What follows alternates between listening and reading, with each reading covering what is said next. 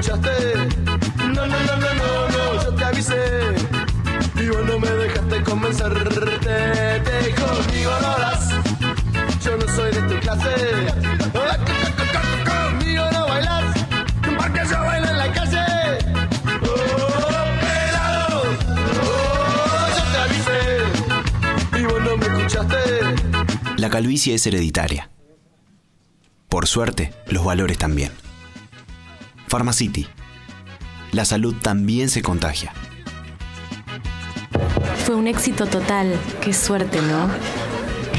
Levantarse temprano, más temprano, mucho más temprano. Vamos, fuerza. 1, 2, 3. Los castings, escuchar no. Y otro no. Y otro no. ¡Sí, quedé! ¡Buena, maestro! Y seguir estudiando y probando cosas nuevas. Aquí es todo hoy. Fuerza, un poquito de fuerza. ¿Vendrá gente? ¿Vendrá gente? ¿Vendrá gente? Sí, fue suerte. Para tener suerte se necesita esfuerzo. Hades usó la proteína de soja para crear Soy Force, que te da fuerza para hacer más. Llegó Metrobús 9 de julio, para que viajemos más seguros, cómodos, rápido y cuidando el ambiente. Sigamos creyendo en el transporte público. Sigamos creyendo en la ciudad. Buenos Aires Ciudad. En todo estás vos. Yo te avisé. Y vos no me escuchaste. No, no, no, no, no, no, yo te avisé. Y vos no me dejaste. Buenas noches, bienvenidos a Yo te avisé. Hoy lunes feriado, que no parece. No, no parece. Venimos de un fin de semana sumamente agitado. Los colegas trabajaron y mucho. Queremos saber si este también tiene que ver con un nuevo estilo que le imprime la vuelta de Cristina Fernández de Kirchner a la Casa Rosada y los cambios en el gabinete. Estuvo Jorge Coqui Capitanich trabajando el día sábado, se lo veía en mangas de camisa haciendo distintas reuniones, y hoy temprano a la mañana otra vez citando a los colegas esta conferencia de prensa con mucha información, diciendo bueno que va a volver al Congreso, que va a cumplir con lo que establece la Constitución, de dar cuenta justamente desde la jefatura de gabinete, que va a recibir a Mauricio Macri. También el fin de semana estuvieron corriendo con una noticia que en principio surgió de afuera: 5 miembros del Consejo de Seguridad de Naciones Unidas, sumado a Alemania, celebrando este acuerdo con Irán, intentando, bueno, la desaceleración, difícil esa, de enriquecimiento de uranio por parte de Irán, muy importante, y al poco tiempo el canciller Timmermans anunciando justamente que además del acuerdo de Ginebra, este mega acuerdo que celebran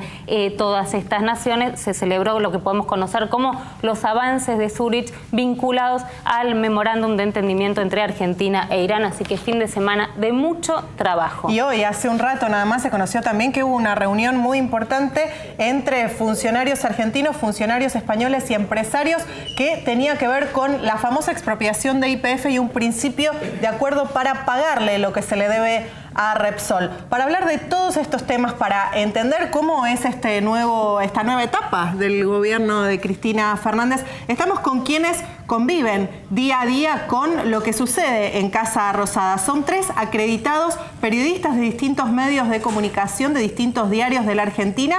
Empezamos por Mariana Verón, del diario La Nación, por Guido Braslaski, del diario Clarín, y por Natalia Bacareza, del diario BAE. A los 3, muchísimas gracias. Sí, y creo que la pregunta que se hacen muchos viendo lo que pasó, sobre todo este fin de semana, si estamos hablando de una cuestión de forma o de fondo. Bueno, empiezo yo. Bueno, parecen por ahora las dos cosas, ¿no? Porque realmente la primera semana de los cambios ha sido las dos cosas, de forma y de fondo. De fondo porque el nuevo jefe de gabinete ha sorprendido a todos, principalmente con las conferencias de prensa que está dando todos los días a las 8:30 de la mañana, y si fuera por él, más temprano aún. Eso por un lado. Por otro lado, ha sacado de la inercia al gobierno, que estaba bastante paralizado en 2 aspectos: en la gestión y también post elecciones. Me parece que en la sucesión, ¿no? Parecía como que estaba todo bastante fácil el camino para Daniel Scioli, el gobernador de la provincia de Buenos Aires, y sin embargo ahora aparece otro competidor fuerte. ¿Diego? Sí, bueno, yo coincido. En política las formas hacen al fondo, ¿no? Así que son ambas cosas. A veces hay algunos políticos que no entienden. En algunas etapas el gobierno no ha entendido que las formas también hacen al fondo. Así que yo coincido con Mariana en que estos cambios van por ambas vías. Son una oxigenación del gobierno que ya se está sintiendo, y son producto de la derrota electoral del gobierno, aunque haya celebrado el día de las elecciones y haya destacado que conservó las mayorías parlamentarias o que es la primera minoría nacional, sufrió una derrota. Y por otro lado también es consecuencia de la salud de la presidenta, ¿no? Están esos dos factores que se juntaron, el tema del episodio de salud de manera muy imprevista, ¿no? Pero son esas dos cosas que han obligado a hacer estos cambios para transitar los 2 años que le quedan al gobierno, y la presidenta volvió con cuenta regresiva a un periodo de transición que ya estamos viviendo y que va a terminar con otro presidente en diciembre de 2015. Bien. Sí, no, y a ver, volviendo a la misma pregunta para que puedan contestar los tres. A ver, entendemos esto de la forma y del fondo, pero también vale la pena y uno celebra que haya un jefe de gabinete que comunique, pero también tiene que tener que comunicar, ¿no? A este ritmo. Sí.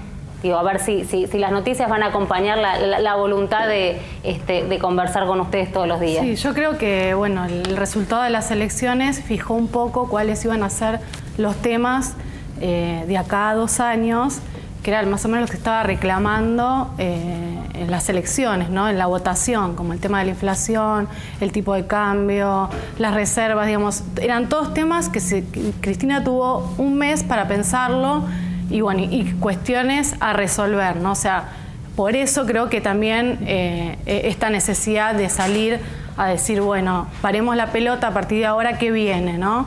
Y me parece que, bueno, Kapitanich un poco juega este rol. Bueno, es el que está saliendo un poco a la voz de ella, ¿no? Algo que ella no puede hacer, él está forjando, digamos, esa situación para salir a aclarar temas que tal vez preocuparon a la sociedad en el momento de las elecciones y que, bueno, y que ahora hay que salir a resolverlos porque quedan 2 años por delante. Y me parece que, bueno, que también un poco Kapitanich juega el rol de que, digamos, también hay que buscar alguien para posicionar, digamos. Scioli quedó desplazado y ahora, como decía Mariana, bueno, Kapitanich tiene que instalarse de alguna manera y me parece que también instalando los temas y la preocupación y esta hiperactividad de él lo ubica en el centro de la escena. Y bueno, y me parece que un poco lo que está buscando el gobierno es instalarlo como un referente. Y bueno, y eso es lo que nos depara cada 2 años. Así que bueno, vamos a tener que acostumbrarnos 8:30 de la mañana, todos los días, a escucharlo y bueno, y ver cuál es la agenda del día. ¿Cómo creen que va a cambiar la dinámica de trabajo? ¿Cómo venía siendo hasta ahora con las gestiones de Abel Medina ahí en Casa Rosada? ¿Y creen que va a cambiar con la llegada de Kapitanich como jefe de gabinete? La labor periodística, digo, la tarea, fuentes, hablar, offs, conferencias de prensa. Bueno, por lo pronto más entretenida, porque la verdad es que hasta ahora era mucho más aburrido todo.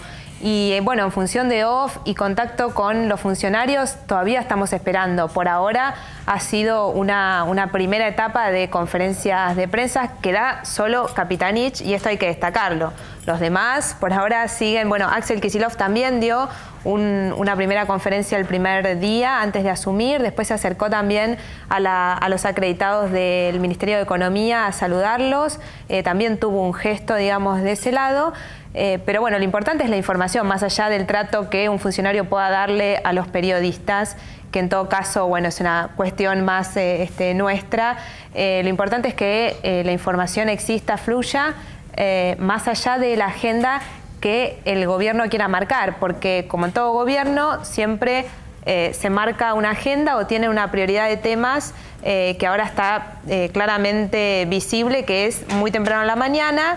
Ellos marcan hacia dónde va, ¿no? O hacia dónde quieren apuntar el movimiento o de lo que se esté hablando. Pero bueno, también es importante que a los requerimientos de los medios puedan contestar y que sean otros temas, ¿no? Que no sean los que el gobierno quiere mostrar. Ahora, esta agenda fuera de la coyuntura del día a día y de estas reuniones que por ahora no tan celebradas o estos encuentros con Kapitanich, ¿en qué cambió la agenda después de las elecciones? ¿En qué cambió la agenda de estos próximos 2 años? Me mira, Guida. Sí. No, bueno, en principio ya mismo la figura de un gobernador como Kapitanich asumiendo como jefe de gabinete, sí, para ver el gran cambio, para mí hay que pensar, hay que trasladarse incluso con las propias impresiones, percepciones que uno tenía en 2011, cuando Cristina gana las elecciones con el 54%, cuando ella le había impuesto a Gabriel Mariotto como vicegobernador a Scioli, cuando ella armaba las listas como quería, cuando decía vamos por todo, cuando parecía que el kirchnerismo no tenía ningún límite por delante, cuando se hablaba de la reforma y la re, cuando se hablaba de Cristina Eterna. Y ahora, bueno, hay un hombre de la Liga de Gobernadores que actúa realmente como jefe de gabinete. Recordemos, Abal Medina era, se lo puede definir quizás, una persona que todo se lo debía a Cristina, ¿no? Que tuvo un perfil bajísimo, ¿no? Que era otro tipo de jefe de gabinete. Comparar 2011 con la realidad que estamos viviendo ahora nos va a dar la pauta de cuál es la agenda que viene en los próximos 2 años de un gobierno que está en retirada, que ya no se habla de kirchnerismo, sino del espacio, así lo digo entre comillas, como dice Urribarri o como dicen otros gobernadores, y de una transición que se viene, ¿no? Frente a la debilidad que se planteaba desde el análisis político después de las elecciones, con el resultado en la mano, aparece, y a ver, quiero ver si esta visión se comparte desde adentro, un gobierno que toma la iniciativa y que de alguna manera vuelve a retomar el control, algo que parecía perdido. ¿Esto se percibe así? Sí, yo creo que en general, como un rasgo del kirchnerismo, es que siempre cuando está en el peor momento, siempre tiene una soga de donde agarrarse y resurge de las cenizas. Y bueno, me parece que este es el caso, ¿no? Y me parece que una de las medidas que tomó y que creo que es la agenda que se va a instalar es lo económico, ¿no? Y por eso creo que tomó las decisiones tan fuertes de un cambio de gabinete, sobre todo económico. Me parece que apunta a lo que viene, digamos, a resolver cuestiones que tienen que ver con la economía del país, ¿no? Que es lo que tal vez quedó más relegado. Y más allá de eso, imagino que ya en un par de meses más adelante va a empezar a instalarse lo que va a ser el sucesor para 2015, ¿no? Que creo que la única manera de instalarlo es con el apoyo de ella. Digamos, ella lo va a elegir y va a ser el que marque la continuidad de este modelo, ¿no? Me parece que va a ser por ahí, por ese lado. Vos, Mariana, mencionabas hace un rato la idea de instalar a Jorge Capitanich como un posible contendiente de Daniel Scioli de cara a 2015. Vos, Guido, hablabas también de la necesidad de un poco de retirarse de la escena pública de Cristina por cuestiones de salud, y vos recién mencionabas la imperiosa necesidad de cambios en materia económica. Todas esas 3 cuestiones podrían converger en la figura de Jorge Capitanich como para poner la cara a los cambios que hay que hacer indefectiblemente en materia económica, y que tal vez Cristina no quiera ponerle la cara a esos cambios. Hoy se vio tal vez con lo de YPF volver a los mercados, salir a pedir hace deuda. tiempo se viene insinuando, no sé si llamarlo un giro ortodoxo, pero sí desde el arreglo de deudas en el CIADI con 5 empresas. Eso fue hace algún tiempo. Sí, hace unos meses. La intención de seguir avanzando, y va a seguir el ex ministro Lorenzino en cerrar un acuerdo con el Club de París. Es decir, Cristina, para mí, quiere hacer... Es decir, la economía necesita ajustarse, es horrible la palabra, es una palabra tabú o lo que sea, pero las cuentas no cierran, hay parche sobre parche. Ella no quiere pasar a la historia como una presidenta que hizo el ajuste, ¿no? Pero... un camino sería volver a los mercados internacionales, ¿no? Que es lo que se empezó a insinuar con el tema del CIADI, y ahora hoy con el tema de otro deber internacional, que es ir arreglando con el tema de Repsol, para tratar, yo creo, de ir tirando, ¿no? Dentro de los márgenes del modelo, que ya no se sabe bien qué es el modelo, pero sería otra discusión. Y para no tener que caer en un ajuste o una devaluación mayor, porque el gobierno también está devaluando, ¿no? Todos los días el gobierno devalúa con un dólar que se va ajustando hacia arriba, ¿no? Bueno, podría seguir, pero Le doy la palabra a los compañeros. No, y otro de los temas de los que no se hablaban y que fue una de las reuniones más trascendentes que tuvo Kapitanich y Axel Kicillof también, fue con los empresarios y los sindicatos para hablar exclusivamente de inflación. Y hablaron por primera vez de alza de precios. Yo no recuerdo, no sé si mis colegas, pero no recuerdo que un funcionario, porque hablaban de variación, usaban siempre alguna terminología, pero ahora están hablando claramente, o sea, pedirles que hablen de inflación es muy difícil, ya es demasiado, pero sí hablaron de alza de precios y me parece que ahí también hay un cambio que puede ser simplemente de forma, pero bueno, está anticipando lo que puede llegar a venir, ¿no? ¿No creen que, digo, o por lo menos no, los escucho y pienso el que está del otro lado, si no se está sobredimensionando las figuras o los nombres? Porque digo, me parece que acá la cuestión a futuro va mucho más allá de la gestión que puedan tener Kicillof o Kapitanich. Y el tema es que Cristina ha demostrado durante todos estos años que como puede subir a un funcionario, lo puede bajar automáticamente. ¿Quién se iba a imaginar que Abal Medina, que había ingresado como jefe de gabinete también para sorpresa de varios, después terminara como terminó ahora, sin ningún tipo de reconocimiento, por lo menos que lo haya hecho público, como sí hizo la presidenta con Guillermo Moreno, que lo manda a Italia? Para Juan Manuel Abal Medina no, digamos, eso sigue manifestándose de la misma manera, la que toma las decisiones sigue siendo ella con una manera sorprendente de cómo guarda el secreto, ¿no? Con el hermetismo que lo sigue haciendo. Y puede ser que dentro de un año o quizás menos estemos hablando de un Kapitanich también yéndose. Hay que ver cómo funciona, hay que ver también cómo funciona la dupla Kapitanich-Kicillof, porque hoy pareciera que Kapitanich actúa como una suerte de capitán de un equipo de fútbol, Cristina como director técnico, ¿no? Pero bueno, hay que ver ahí cómo funcionan los dos, porque vienen de ideologías y de puntos de vista económicos diferentes, más allá de que Kicillof fue asesor de Kapitanich, se llevan bien, hay buena sintonía, pero bueno, hay que ver ahora cómo funcionan juntos. Bueno, creo que lo mismo pasó, o pensábamos, de Kicillof y Moreno, y bueno, y resultó que al final, lo impensado, Moreno presentó la renuncia, y bueno, y se terminó yendo. Y bueno, me parece que las figuritas se van cambiando, ¿no? Pasó con Scioli, también desapareció de escena, no sabemos dónde está. Insaurralde lo mismo. Insaurralde está en Miami. Bueno, está en Miami, es verdad. Miami. Pero bueno, también desapareció Cristina todo el apoyo y ahora desapareció, no sabemos qué figura juega en todo esto, sacó una foto con Massa. Y eso fue lo último que supimos. Y la verdad que también lo que vemos nosotros es, están muchos ministros asustados, o por lo menos la semana pasada, porque cada vez que el vocero presidencial iba a la Quinta de Olivos... Ellos no sabían. Sabíamos que se venía un cambio, pero no cuál. Claro, y estaban todos realmente nerviosos para ver a quién le tocaba. O sea, ahora pareció pararse, ¿no? Lo de los cambios. Había dos incógnitas importantes. La primera, me parece, a ver si comparten, tenía que ver con el canciller Héctor Timmermans. Este fin de semana parece tener un espaldarazo a nivel internacional. Sí. Bueno, los miembros del Consejo de Seguridad más Alemania acompañan y celebran un acuerdo con Irán. Argentina viene negociando. Esto parece darle bastante aire a Timmermans, ¿no? Sí, por lo menos lo que vimos este fin de semana, sí. Y el otro era Mansur. Mansur, que tiene que ocupar su banca. Pero supuestamente sí, todavía no se sabe qué va a pasar. Es probable que para diciembre, ¿no? Es decir, que la presidenta los quiso separar, es decir, es un cambio que no tiene que ver con, de hecho, el gabinete, como pasó con los otros, por más que no lo digan así, porque perdimos las elecciones y hay que renovarse.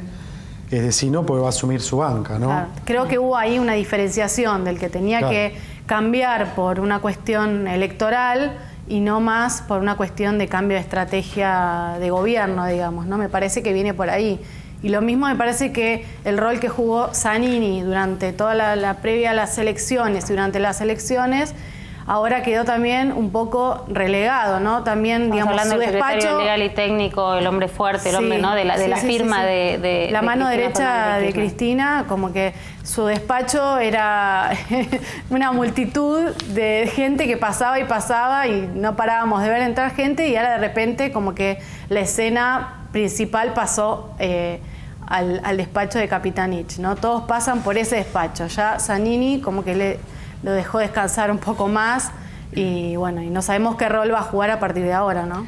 Claro, está esta cuestión y esta manera de gobernar de Cristina que siempre ha dividido el poder. Nunca le dio el poder a nadie. Es sorprendente lo que está pasando con Capitanich, por eso por ahí somos medio reiterativos, pero hasta ahora no había pasado. Siempre tuvo muchos ministros de economía, entre comillas, ¿no? Porque siempre eran o ella o Kirchner en su momento. Siempre dividió, tenía esta política radial, ¿no? De hablar solamente con un ministro, que el otro no se enterara, nunca se hacían reuniones de gabinete, digamos, era una forma, una marca registrada de gobierno, y ahora sorprende este poder que está teniendo Capitanich, que viene a romper un poco con lo que pasaba hasta ahora. ¿Creen que los problemas de salud de la presidenta pudieron modificarle un poco, no solo su estrategia respecto de tener que replegarse un poco por cuestiones de salud, sino a nivel emocional, digamos, de vivir las cosas de otro modo? Yo creo que sí, yo creo que el tema de salud es altamente influyente en todo lo que está pasando. Un dato, mañana, es decir, Cristina volvió, pero bueno, volvió el miércoles para la jura y no supimos más de ella, más que mantuvo reuniones. Y mañana, por ejemplo, es un evento muy importante que ella fue los últimos 6 años, que es la convención anual de la Cámara Argentina de la Construcción, el Hotel Sheraton. No va a ir la presidenta, va a ir Capitanich, va a cerrar en su lugar. Son cosas como significativas. Cristina volvió a media máquina, ¿no? Y necesitaba un jefe de gabinete que tuviera juego y tuviera peso para hablar, mantener, reconstituir la relación con los gobernadores, contenerlos, manejar cosas de la economía, que de hecho las maneja, reconstituir la relación con la prensa, que vamos a ver hasta dónde se llega, ¿no? Pero bueno, es auspicioso dejar de echarle la culpa de todos los males de la patria al diario Clarín, digo, por decir algo simbólicamente, a la prensa. Sí, la Nación, acá la colega no también lo ha padecido. El gobierno, sí. Lo digo como simbólicamente, para decirlo con todas las letras, ¿no? Bueno, y vamos a ver a dónde llega, pero vuelvo, el tema de salud de la presidenta me parece determinante, ¿no? Yo creo que la hizo repensar muchas cuestiones, creo que igual la ayudó, me parece que las especulaciones con respecto a la salud de ella fueron más allá por una cuestión de desinformación, de poca información, pero bueno, me parece que ella en el discurso que dio el otro día delineó perfectamente lo que va a ser de acá a un tiempo, por lo menos, habló de muchas cuestiones y es lo que se está viendo, digamos. Me parece que la voz de mando la sigue teniendo ella, digo, puede llegar a tener un interlocutor que puede llegar a ser Capitanich, pero la que sigue todavía comandando y va a seguir comandando por su personalidad y su forma de ser, es ella de acá a 2 años y no creo que nadie la pueda reemplazar. 3 colegas que están trabajando y mucho a partir de este cambio, la dinámica se puede decir en el ritmo que le están imprimiendo con la vuelta de Cristina Fernández de Kirchner después del reposo con la enfermedad. Muchas gracias a los 3 por haber venido y ahora en un ratito vamos a volver a hablar de el kirchnerismo retomando la agenda, retomando el control y con un fin de año agitado en el ámbito legislativo porque discuten nada más y nada menos que la reforma al Código Civil y Comercial. No se vayan, hay más, yo te aviso. Yo no soy de tu clase. Conmigo no bailas, porque yo bailo en la calle. Pelado, sé que soy yo te avisé. Y vos no me escuchaste. No, yo te avisé. Y vos no me dejaste convencer. Lo prometimos, teníamos más, yo te avisé, y con un tema caliente. ¿Qué pasa con la agenda legislativa de aquí a fin de año? Sí, nada más lejos que terminar el año. Muchos los daban ya por perdido, pensaban en cómo arrancar el año que viene y todavía tenían un as bajo la manga, que era el tratamiento nada más y nada menos que del Código Civil y Comercial, una reforma en la que se estuvo trabajando, que se buscaba básicamente el mismo consenso que había tenido la Ley de Servicios Audiovisuales. En un primer momento hubo una ruptura importante cuando se planteó como modificación desde el Ejecutivo nada más y nada menos que excluir la responsabilidad civil del Estado. Ahí se escuchó muy fuerte las objeciones que tenía la oposición y después, bueno, parecía que ahí iba a quedar la polémica, o por lo menos ese iba a ser el eje de la negociación. Se coló la Iglesia planteando el momento de de la Concepción, y ahí, además del enfrentamiento que hubo con sectores de la oposición, bueno, hubo enfrentamientos muy fuertes hacia adentro del bloque del Frente para la Victoria, porque había posiciones más cercanas a la Iglesia y posiciones más progresistas que entendían que esto generaba un código, decían algunos, hasta más retrógrada que el código de Vélez Sarsfield. Así están las cosas y así el próximo miércoles hay sesión. Vamos a preguntarles a dos integrantes de la Comisión Bicameral de Tratamiento del Código Civil, a Walter Barrionuevo, senador del Frente para la Victoria, y a Pablo Tonelli, diputado del PRO. ¿Es fuerte esta aseveración de decir que queda más retrógrado que el de Vélez Sarsfield? No. Además, el código de Vélez Sarsfield no era retrógrado de ninguna manera. Es realmente injusto. Yo creo que al margen de las muchas diferencias que tienen los distintos bloques, bueno, con el PRO hay muchas diferencias, con el Frente para la Victoria, pero si hay un punto en el cual coincide, más allá de la política, el ámbito académico del derecho, la doctrina, los jueces, que son específicamente los que van a aplicar esta norma, si hay en algo que coinciden es que hay que modificar el Código Civil. Ha llegado el momento para hacerlo luego de muchos esfuerzos infructuosos, y que este es un avance importantísimo. No sé si está de acuerdo usted, pero... No, ahí empiezan nuestras diferencias. Yo personalmente no veo la necesidad de cambiar todo el Código Civil por uno íntegramente nuevo. Sí reconozco que hay algunos capítulos, algunos temas que convendría actualizarlos y ponerlos más de acuerdo con los tiempos que vivimos. Pero de ninguna manera cambiaría todo el código. Eso tiene enormes inconvenientes. Vamos a reemplazar un total de alrededor de 6.000 artículos entre el Código Civil y el Código de Comercio por 2.600. Todavía no sabemos bien qué es lo que queda afuera, qué es lo que queda adentro. No nos van a servir más 150 años de jurisprudencia, 150 años de doctrina, 150 años de libros, de bibliotecas.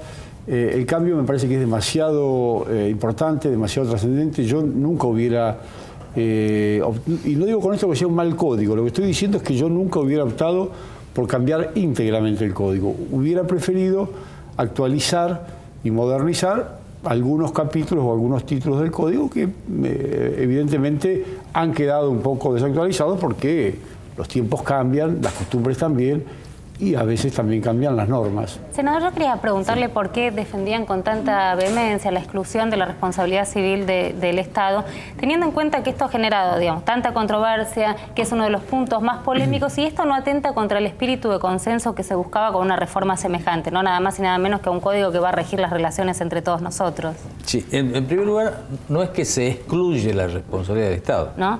Se le excluye del texto del código. No significa que no exista, sino que simultáneamente en estos momentos en la Cámara de Diputados está en tratamiento una ley de responsabilidad del Estado que es proyecto del Poder Ejecutivo.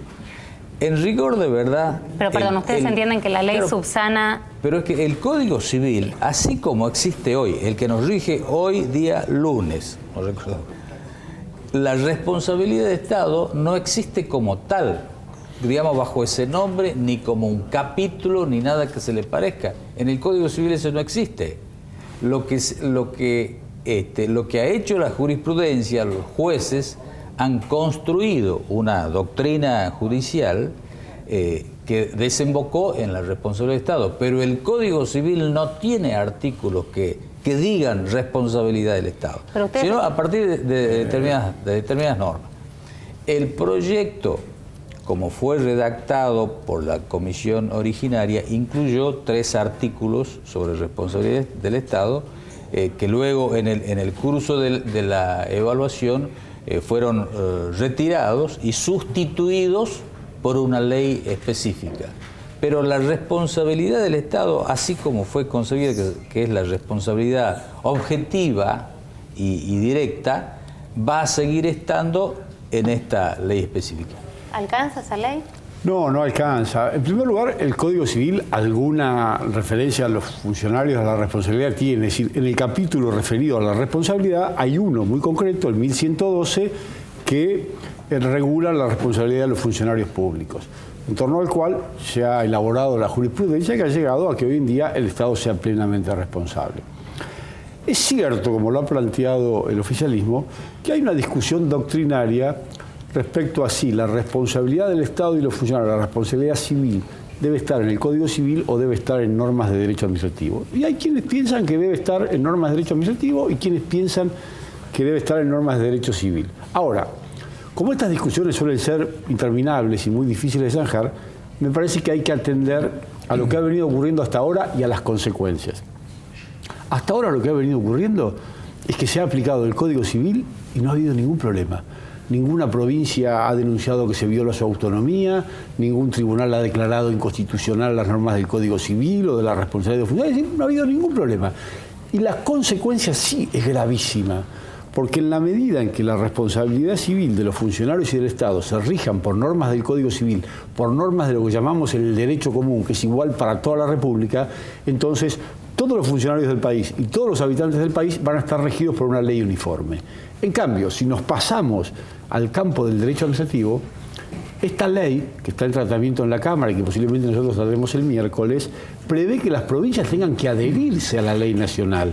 Es decir, si las provincias no se adhieren, no hay responsabilidad en esa provincia. Además, cada provincia puede dictar su propia norma y como se lo considera derecho local, cada municipalidad puede dictar su propia norma. Con lo cual, nos metemos en un galimatías fenomenal, vamos a estar llenos de lagunas, llenos de falta de previsión normativa.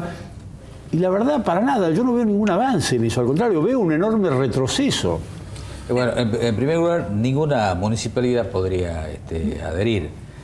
Cuando si la es ley local, utiliza gobiernos locales se refiere a las provincias, por eso la invitación es únicamente a las provincias y a la ciudad autónoma de Buenos Aires.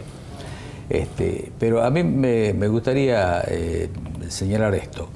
La responsabilidad del Estado es imposible que no exista. Los jueces, cuando el Estado es responsable, lo hacen responsable, así sea basándose en la Constitución de la Nación Argentina, por la protección que tienen los individuos, las garantías constitucionales que gozan todos los habitantes, las personas físicas, las personas jurídicas. Es imposible pensar que en un país exista la irresponsabilidad del Estado. No sería un Estado de derecho. Entonces, esto de que la norma esté dentro del Código Civil o fuera del Código Civil es exactamente lo mismo, porque los principios generales que tienen que ver con la responsabilidad existen igual más allá de la norma. Y la mejor prueba es que la responsabilidad del Estado se ha construido en forma pretoriana. Pretoriana se refiere a la construcción que hacen los jueces en sus sentencias, en base a un artículo que es el 1112, que no mencionaba expresamente la responsabilidad del Estado. Sin embargo, los jueces construyeron toda una doctrina judicial. Ahora, ¿es tan importante para el oficialismo como para arriesgar el consenso?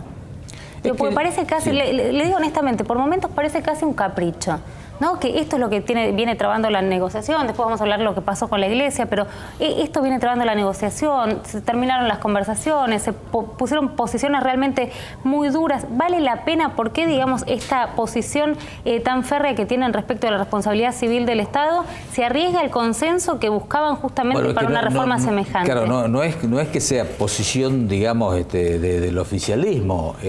La doctrina judicial está dividida. Hay muchísimos autores que entienden que esto es un tema del derecho administrativo. No hay uniformidad, digamos, en el tema. No es que sea una cuestión del presidente del bloque. Si fuéramos a quedar en la misma situación, de acuerdo con lo que dice el senador, lo que no se entiende es para qué cambiamos. Si vamos a quedar en una situación igual a la de hoy, dejemos las cosas como están, dejemos el proyecto tal como... No hay que olvidarse que en esa comisión redactora que incluyó esos 3 artículos referidos a la responsabilidad del Estado, hay 2 jueces de la Corte Suprema.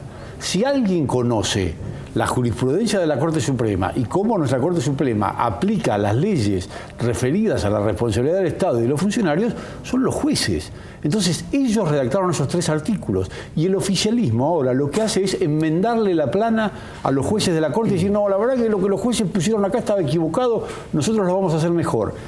Y además, sin explicarnos cuál es el propósito, el fin útil de este cambio. Sí, no, a ver, no es que los 3 jueces de la Corte se pusieron a redactar el proyecto, tal como está expresado en la misma introducción que han escrito los integrantes de la Corte.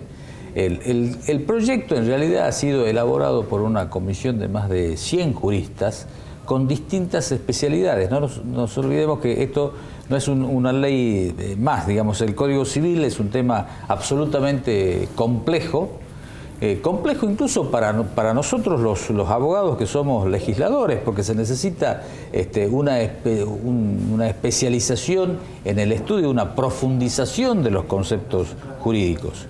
Los que han redactado son especialistas. ¿Qué fue lo que ocurrió?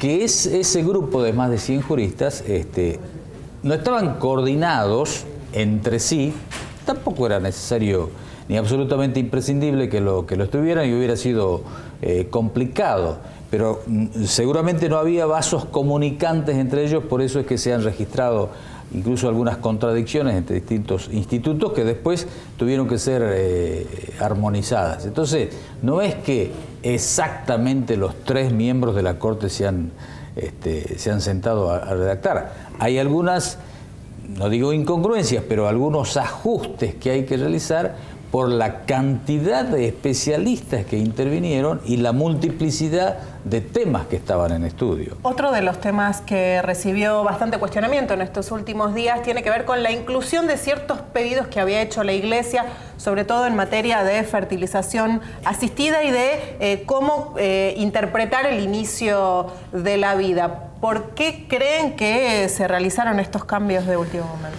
Yo no sé si los cambios se realizaron por pedido o por presión de la Iglesia. Sí sé que coinciden, el sentido de los cambios coincide con lo que la Iglesia venía reclamando. Yo, muy al principio, cuando empezó la tarea de la Comisión Bicameral, me reuní con un grupo de obispos y de dignatarios de la Iglesia que me lo pidieron y ellos me expresaron su preocupación. Yo, respecto de estos 3 temas, he coincidido con la preocupación sin ser creyente inclusive, he coincidido con la preocupación, es decir, respecto del comienzo de la vida, respecto de la subrogación de vientres y respecto de la fertilización post-mortem. Es decir, la fertilización post-mortem, por ejemplo, me parece una aberración. Pero 2 de los 3 se han digamos, sacado de la mesa anulados de directamente. negociación. No, los 3 han sido modificados. La subrogación de vientres no está más. Cosa que celebro porque eso requiere mucho más análisis del que se había hecho para redactar el código. La fertilización post-mortem tampoco está. Y el comienzo de la vida se ha modificado. El proyecto original decía que la vida comenzaba con la concepción en el seno materno o con la implantación en el seno materno de un embrión ya previamente fecundado. ¿Y ese renglón se sacó? Eso se sacó y entonces ahora el artículo, que es el 19, dice que la vida comienza con la concepción. Punto. De manera tal que ya sea en el seno materno o fuera del seno materno, hay persona desde el momento de la concepción. Sí, yo comparto esto y me gustaría destacar que en los temas de la bioética, por el hecho que es el país más desarrollado, el más poderoso del mundo, etcétera, etcétera, lo que se hace en los Estados Unidos tiene mucha influencia en todo el planeta. Y la bioética norteamericana es una bioética que la siguen muchos acá en la Argentina, es una bioética demasiado utilitarista, que conduce a una suerte de relativismo ético en este tipo de temas tan sensibles y tan delicados, que por ahí uno no sabe si termina hablando de familia biológica o de familia tecnológica. Entonces hay que tener mucho cuidado con estas cuestiones. Pero a ver, senador, con estas modificaciones, sí. Creo, digamos, bueno, es el único tema quizás en el cual compartimos. Creo que así como ha quedado el artículo es suficiente, que diga la existencia de la persona comienza en la concepción.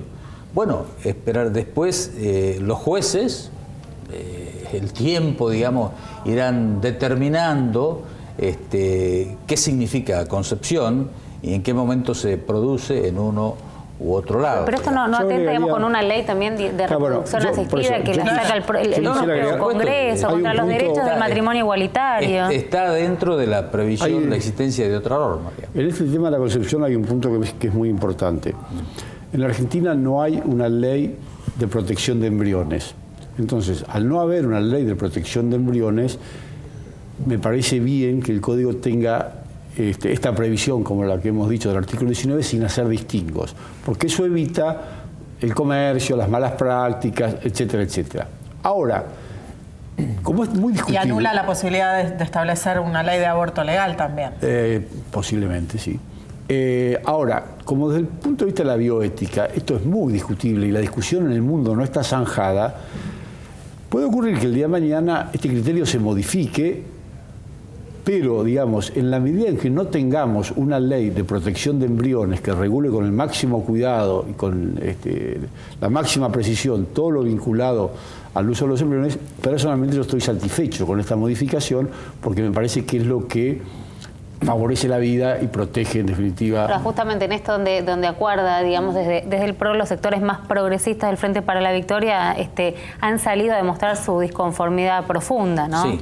Cierto, y ha generado un quiebre importante dentro del bloque, creo que no se veía hace tiempo. No sé si denominarlo quiebre, pero en ese marco creo que el tiempo que va a mediar entre el pasado mañana, que se va, Dios mediante, se va a otorgar media sanción al proyecto, y la reanudación de la actividad legislativa en marzo, creo que va a ser propicio para acercar posiciones, tanto las que existan, las disparidades de criterios que existan dentro del Frente para la Victoria, como también las cosas que aún nos separan de los otros bloques parlamentarios, como pueden ser como el PRO y la Unión Cívica Radical. O sea, el trabajo es hacia adentro y hacia afuera, ¿no? Es complicado, podemos ir hacia adentro con esta cuestión del artículo 19 de la Concepción, hacia afuera con la responsabilidad civil del Estado. Un largo camino, ¿no?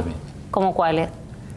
Bueno, las obligaciones en moneda extranjera, obligaciones de moneda extranjera, el matrimonio, esto que llaman la unión convivencial, el tema del arbitraje, la regulación del derecho de propiedad y la relación entre los derechos individuales y los derechos colectivos. Esos son temas en los cuales también nosotros hay varios. Tenemos disidencias que son lógicas las diferencias, digamos. Pero digo que no parece tan medular como estas dos cuestiones. Lo que piensen, ¿no? Y que nosotros pensamos lo que pensamos. Digamos, hasta que apareció el tema de la responsabilidad del Estado, nosotros con ciertas reservas estábamos dispuestos a acompañar el código en la medida que se atendieran algunas observaciones, algunas objeciones, y por supuesto planteando nuestras divergencias en muchos temas, como el de las obligaciones en moneda extranjera o el del derecho de propiedad.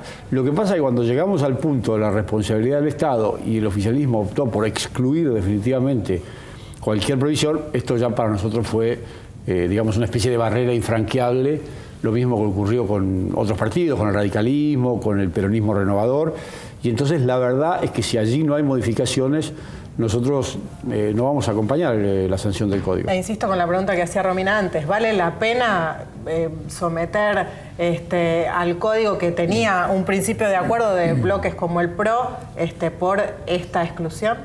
Bueno, políticamente hablando. Por eso insisto, en estos 3 meses son exactamente para eso. Pero vea, quiero recordar lo siguiente. En la vida del código, más allá de los intentos de modificación, en una oportunidad en 1968 se produjo una modificación tan trascendente en el Código Civil, se lo hizo a través de una ley que 17.711 era el número. Vea, esa reforma hizo un giro copernicano en el Código Civil. No siendo una modificación integral del código, tocó artículos clave e introdujo instituciones jurídicas absolutamente novedosas en el derecho argentino. La hizo un tratadista que murió hace muchos años, Guillermo Bordas, fue el que condujo ese proceso. Esa reforma fue vilipendiada, motivó una discusión de décadas que todavía no se ha zanjado en el derecho argentino. Sin embargo, fue una modificación que le hizo mucho bien al Código Civil. Encima era un gobierno militar, con lo cual era peor todavía porque redujo los márgenes de legitimación. Creo que eso no va a ocurrir en esta oportunidad. La legitimación académica y social creo que va a surgir de la cantidad de gente que ha participado en la gestación de los artículos, en el grado de participación social que se ha registrado en las audiencias públicas y en los esfuerzos por consensuar que estamos haciendo nosotros y que lo vamos a seguir haciendo. O sea, que la negociación no está cerrada, como se planteó en un primer momento. La reanudación de la actividad parlamentaria. Sería una verdadera picardía. Ojalá que esta postergación que anunció el jefe de gabinete sirva para que después de la media sanción del Senado y antes de que lo tratemos en diputados podamos discutir y zanjar mucho. Hemos hablado de algunos pocos temas que posiblemente sean los más trascendentes, pero hay muchos más en los que quisiéramos tener la oportunidad de discutir y de debatir para ver si llegamos a un código que sea la expresión de todas las fuerzas sociales y no de un partido político.